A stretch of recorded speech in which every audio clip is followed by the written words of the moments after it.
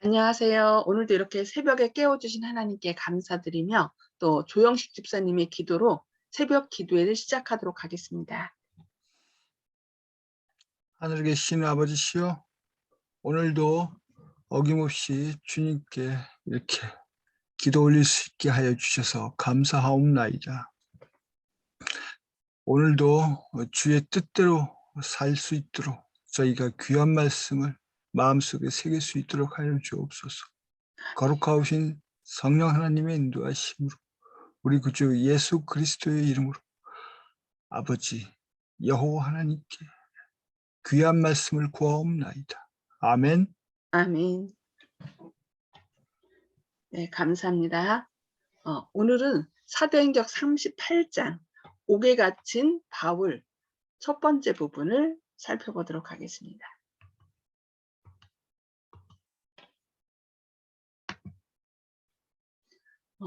예루살렘에 이르니 형제들이 우리를 기꺼이 영접하거늘 그 이튿날 바울이 우리와 함께 야고보에게로 들어가니 장로들도 다 있더라.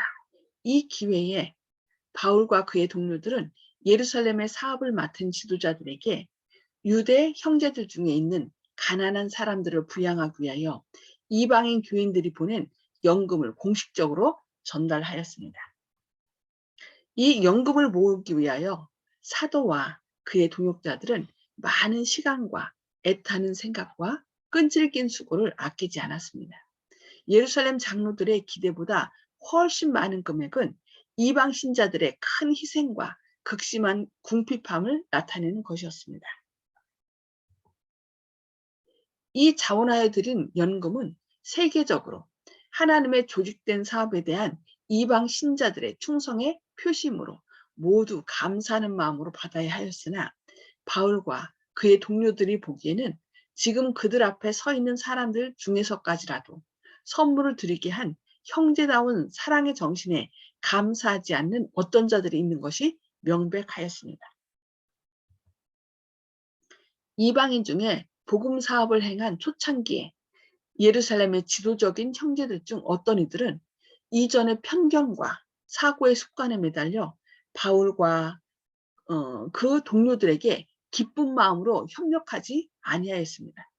몇몇 무의미한 형식과 의식을 보존하려는 열망으로 그들은 각 처에 주의 사업을 하나로 연합하려는 노력을 통하여 그들이 사랑한 사업과 자신들에게 이르러 올 축복을 보지 못하였습니다.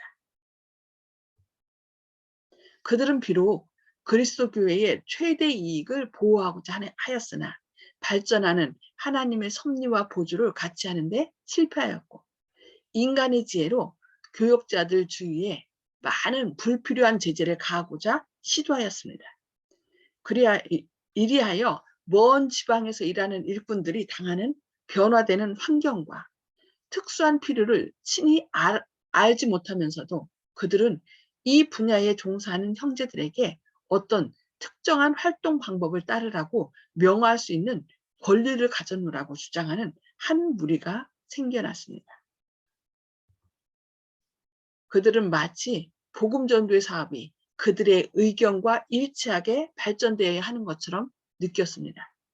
예루살렘의 형제들이 다른 주요한 교회들의 대표자들과 함께 이방인들을 위하여 일하는 사람들이 취한 방법 때문에 일어난 난처한 문제들에 대하여 사려 깊은 해결책을 제시한 지도 벌써 여러 해가 흘렀습니다.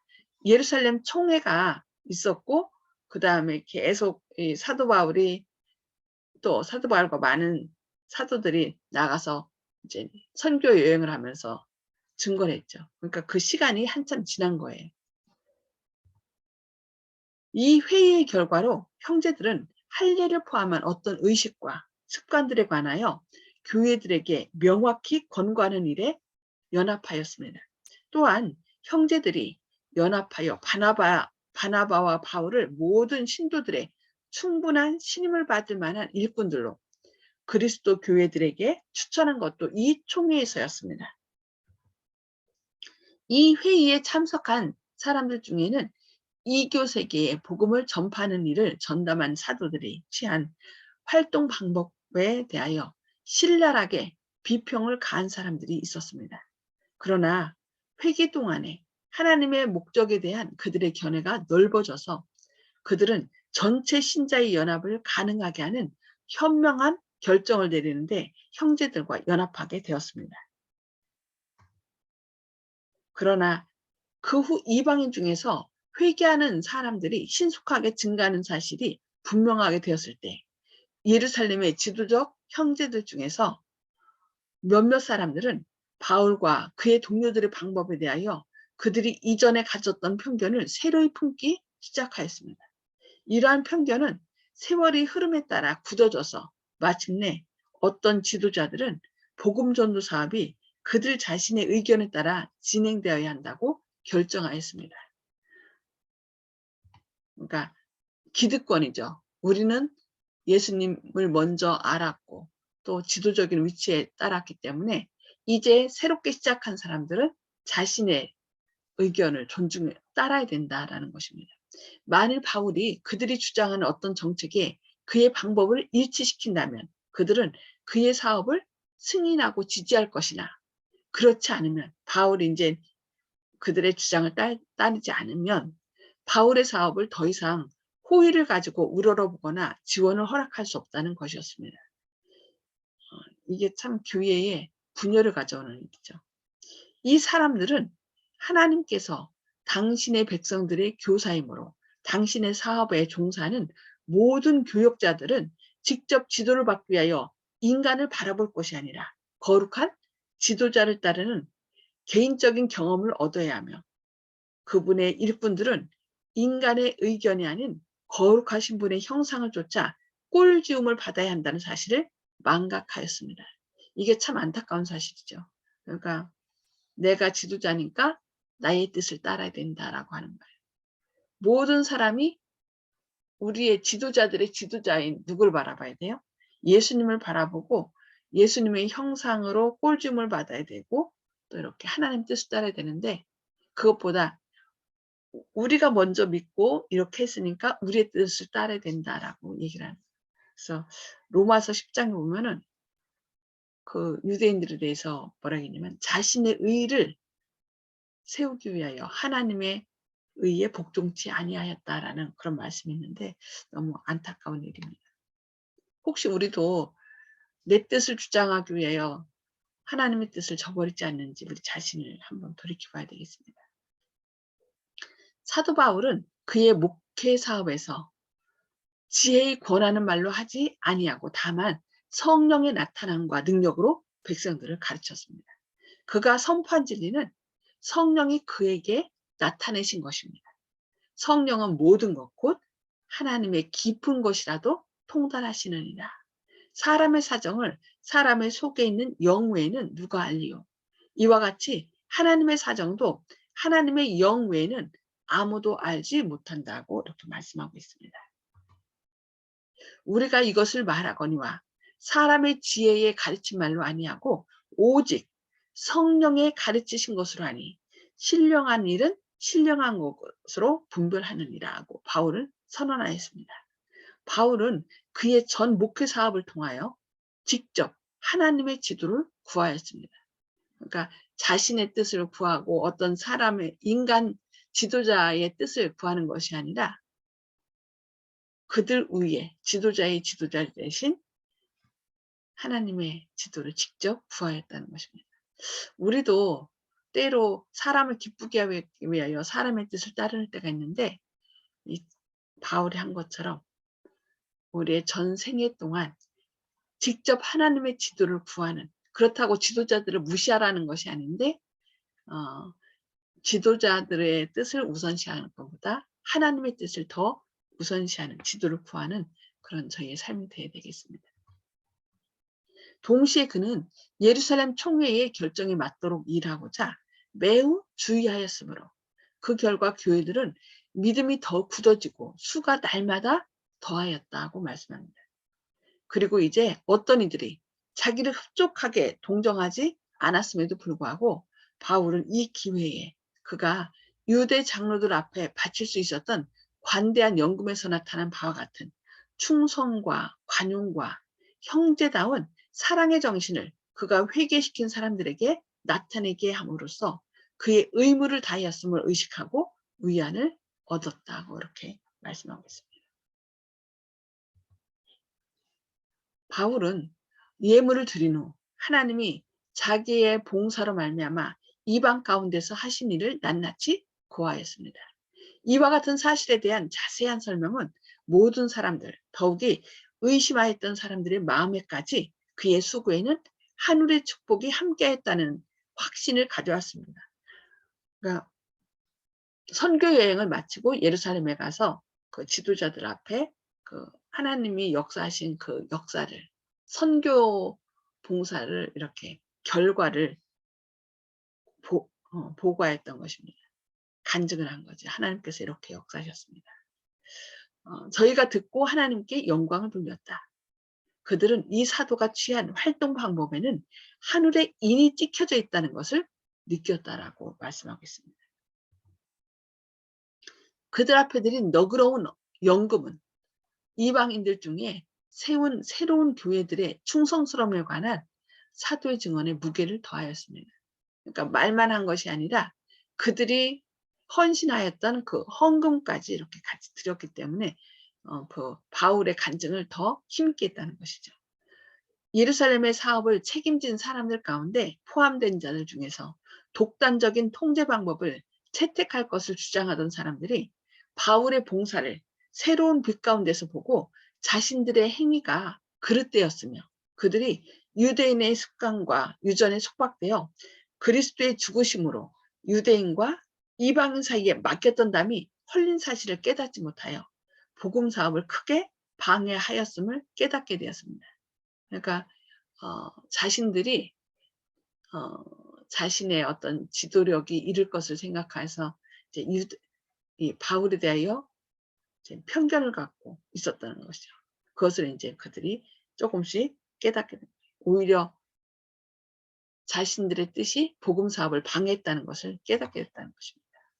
이때는 하나님께서 바울을 통하여 일하셨으며 때때로 그들이 그의 원수들의 보고를 듣고 질투와 편견을 일으킴으로 과오를 범하였음을 모든 지도적인 형제들이 솔직히 자복할 수 있는 황금 같은 기회였습니다.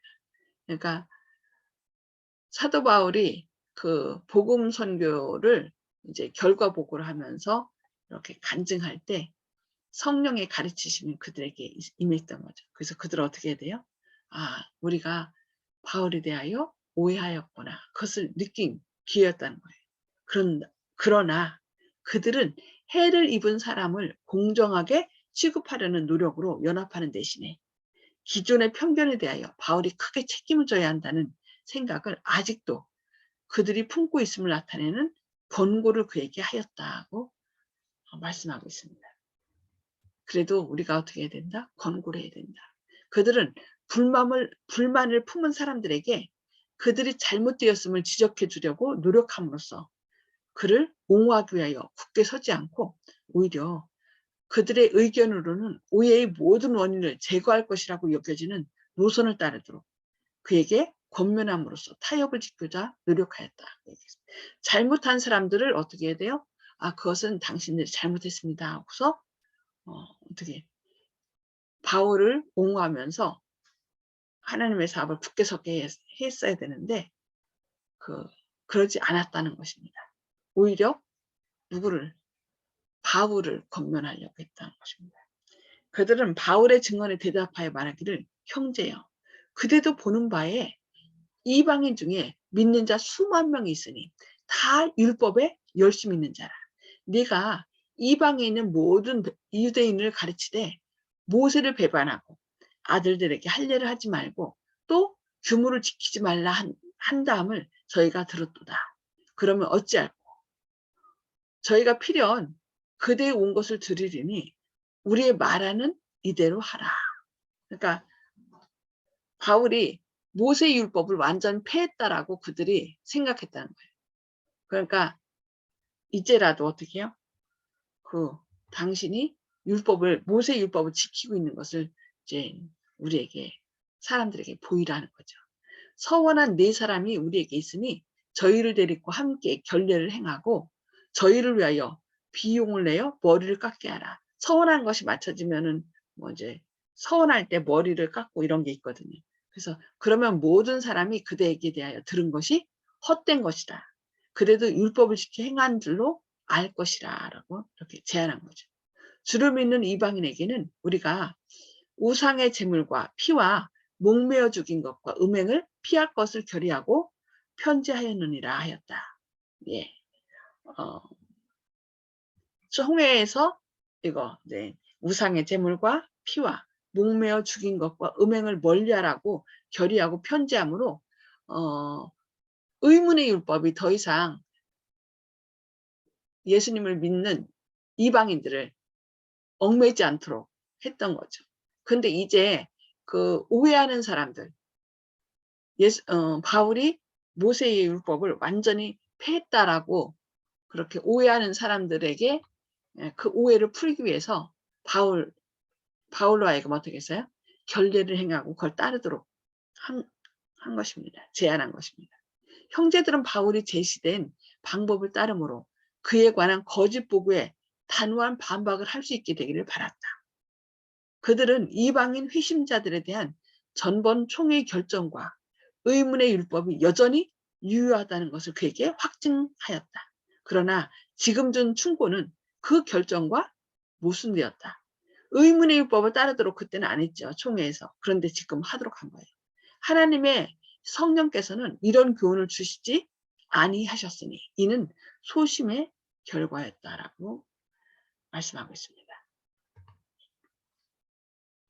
예루살렘 교회의 지도자들은 그리스도인들이 의문의 율법을 준수하지 아니하므로 스스로 유대인들의 증오심을 불러일으켜 핍박을 당하리라는 것을 알았습니다. 사내들이는 복음의 발전을 방해하고자 최대의 노력을 기울이고 있었습니다. 이 단체는 사도들, 특히 바울을 추적하여 가능한 모든 방법으로 그들의 사업을 방해하고자 사람들을 택하였습니다. 그리스도를 믿는 신자들은 사내들인 앞에서 율법의 파괴자로 정죄을 받을 때 유대 신앙의 배도자로서 신속하고도 엄격한 형벌을 받을 것이었습니다. 아직도 예수님께서 십자가에 달려 돌아가셨지만 그 예수님을 죽인 유대인들은 아직도 이 예수님을 반대하는 것입니다. 복음을 받아들였던 유대인 중 많은 사람들은 여전히 의문의 율법을 존중하고 있었으며 동포의 신임을 얻어 그들의 편견을 제거하고 그들을 세계의 구속되신 그리스도를 믿는 믿음으로 인도하고자 너무도 현명치 못한 양보를 자원하였습니다. 예, 의문의 율법을 계속 행하도록 한 거죠. 의문의 율법은 이제 절기를 지키고 이런 것들이 있는데 절기도 이제 음식을 먹을 때 어떻게 해야 되고 또 그 금식은 일주일에 몇 번 해야 되고 뭐 다 절차가 있어요. 그 할례를 행해야 되고 또 이런 그 모든 의문의 율법의 절차를 계속 따라야 될 것을 지금 얘기하는 것입니다. 왜냐하면 유대인들이 이들이 모세율법을 완전히 다 폐하였다라고 그렇게 오해했기 때문에 그 의문의 율법에 관한 것만이었는데 그것도 이렇게 지금 행하도록 바울에게 얘기하는 것입니다. 바울은 예루살렘 교회의 지도적인 교인들 중에 많은 사람들이 계속하여 그에 대해 편견을 품는 한 그들은 그의 가마를 소멸시키고자 끊임없이 노력하리라는 사실을 깨달았습니다. 그래서 이들은 예루살렘에 온 바울로 하여금 그들의 권면을 따라 의문의 율법을 우리가 폐한 것이 아니다. 아직도 하고 있다라는 것을 이제 보여주기 위해서 이렇게 바울에게 결례를 행하도록 한 거였습니다. 오늘은 여기까지 말씀을 살펴보도록 하겠습니다. 음소거를 해제해 주시고요. 나눔의 시간, 말씀을 통해 깨달은 말씀을 나눠주시기 바랍니다. 오늘은 조영식 집사님부터 말씀하실까요? 조영식 집사님, 음소거 해제해 주시기 바랍니다. 예, 네. 말씀이 좀 어렵기도 하고요. 그런데 오늘날도 그 주님의 말씀을 전할 때 특히 재림교회 같은 입장에서는 다른 일월교회에서 바라볼 때 시각이 많이 차가운데 그들에게 이해시킬 때 어쩌면은 저희도 그때 이 바울 선생님의 그 고민처럼 우리의 그 깨닫고 이제 회복돼야 할 진리 중 일부를 조금 양보해서 타협할까 하는 생각에 빠질 수가 있기 때문에 오늘의 이 권면을 잘 받아들여서 진리를 수호하는데 항상 깨어 있어야 되겠다 이런 생각을 했습니다. 아멘. 아멘. 네, 감사합니다. 우리가 옛날에 내가 믿던 대로 그런 구태연한 방법 또 어떤 제도를 너무 이렇게 강조하는 것이 아니라 진짜 하나님의 지혜를 따르는 것이 필요한 것 같습니다. 쉽지 않죠. 네, 송 집사님 말씀해 주세요. 네, 오늘 말씀은 아까 조영식 집사님 말씀대로 좀 어려웠고요. 아무리 옳은 말씀을 전해도 거기에는 받아들이는 사람과 반대하는 사람이 두 부류가 있다는 것을 느꼈습니다. 이 유대 지도자들, 그러니까 예수님의 사도들까지도 같이 거기에 좀 바울에 대하여 오해를 하고 편견을 가지고 지금 자기들이 주장했던 것을 이 바울에게 얘기를 하는 거거든요. 하나님의 뜻을 따르기보다는 우리가 지도자적인 위치에 있으니까 우리의 뜻을 따라야 된다, 이렇게. 좀 안타까운 모습을 봅니다. 그런데 그것이 또 저의 모습이 아닌가 또 생각해 봅니다. 네, 감사합니다. 허장로님 말씀 나눠주시기 바랍니다. 이 개혁은 쉽지가 않고 개혁을 하려면 이 편견을 버려야 됩니다. 제가 가졌던 그런 걸 깨달았습니다. 편견을, 그렇죠. 요즘 그 전도의 말씀 가운데 확증 편향이라는 말을 저희가 들었는데요. 사람들은 자기가 믿는 바를 더 강화시키려고 하거든요. 그래서 자기가 믿는 바를 주장해 주는 것을 계속 들어요. 그것만. 만약에 유튜브에서 이제 보수 쪽으로 한다 그러면 보수 쪽의 기별만 계속 듣는 거예요. 진보 쪽은 진보 쪽에서. 그래서 이렇게 서로 얘기를 하나 보면 완전 극과 극을 다. 왜냐하면은 자기가 믿는 바를 확증을 얻으려고 다 그쪽으로만 계속 치우치기 때문이죠.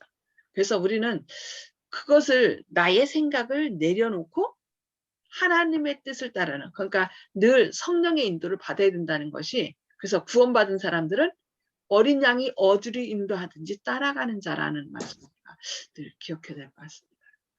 네, 감사합니다. 윤 장로님 말씀 나눠주시기 바랍니다. 오늘 말씀 보면 그 예루살렘에 있던 그 예수님의 이제 제자들이 처음에는 그 믿음으로 시작했는데 나중에는 그 당시 이제 대부분의 사람들이 이제 유대인들이 믿던 그 사내들인의 그 지도 거기에서 뭐 인정을 받기 위해서, 국가 인정을 받기 위해서 하나님의 뜻보다는 사람의 뜻을 따르는 모습들을 보여줬는데요. 오늘도 뭐 마찬가지일 것 같아요. 우리 교회도